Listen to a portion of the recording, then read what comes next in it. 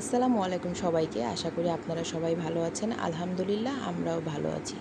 আজকে চলে আসলাম জাতিসংঘ পার্কে বৈশাখী প্লাস ঈদ মেলা দুইটাই। দেখেন অনেক বড় মেলা হচ্ছে এখানে। অনেক কিছু রাইড এনেছে বাচ্চাদের জন্য। মাইফা আর জানু চলে গেছে ওর আব্বুর বাইকে। আমি আর জারিফ চলে যাচ্ছি রিকশায়, কারণ ভাইকে তো ধরবে না এত মানুষ, এর জন্য। তো আমরা ফাইনালি মেলার কাছে চলে আসছি, আর এখানে এসে দেখি অনেক বড় মেলা হচ্ছে। আর এখানে দেখেন কত সুন্দর সুন্দর পান সাজিয়ে রেখেছে, ভালো লাগছিল দেখতে।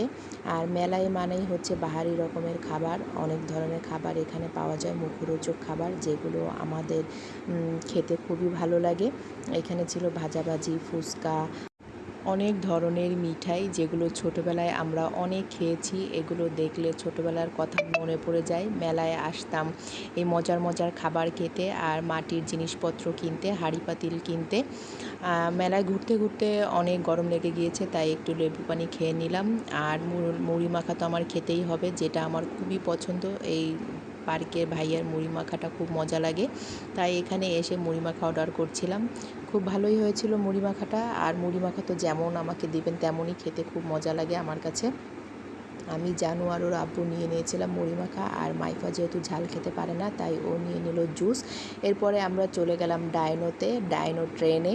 এটার নাম দিয়েছি ডাইনো ট্রেন। জারিফ বলছিল ডাইনো ট্রেনে উঠবো, এর জন্য আমরা এই যে ট্রেনে উঠে নিলাম। এরপরে জারিফের ফেভারিট অ্যানিমালস হাতি, হাতিতে উঠলো জারিফ, অনেক মজা করছিল, ঘুরছিল। আমার তো এটা দেখেই মাথা ঘুরছিল, জানি না জারিফ কীভাবে এটাই চড়েছে। আর পাশে ছিল ঘোড়া, ঘোড়াতেও জারিফ উঠতে চেয়েছিল কিন্তু মাথা ঘুরবে এর জন্য আর উঠায়নি, যেহেতু হাতি থেকে ঘুরে এসেছে। আরও রাইড ছিল যেমন নাগরদোলা, আর এই যে নৌকাটা, এই নৌকাটা আমার খুব ভয় লাগে উঠতে। তো এই যে ঘোরাফেরা শেষ করে মনের আনন্দে দেখেন মাইফা আর জানু নাচানাচি করছে, ওদের খুব মজা লেগেছে মেলায় এসে। এরপরে আমরা বাসায় চলে আসি, এসে এখানে আমরা আইসক্রিম খেয়ে নিই। গরমে এইসব ঠান্ডা জিনিস খেতেই খুব ভালো লাগে। আর এই যে জারিফ বরাবরই তার দেখেন আইসক্রিম খেতে খুব ভালো লাগে, তাই সে আইসক্রিম খাচ্ছে।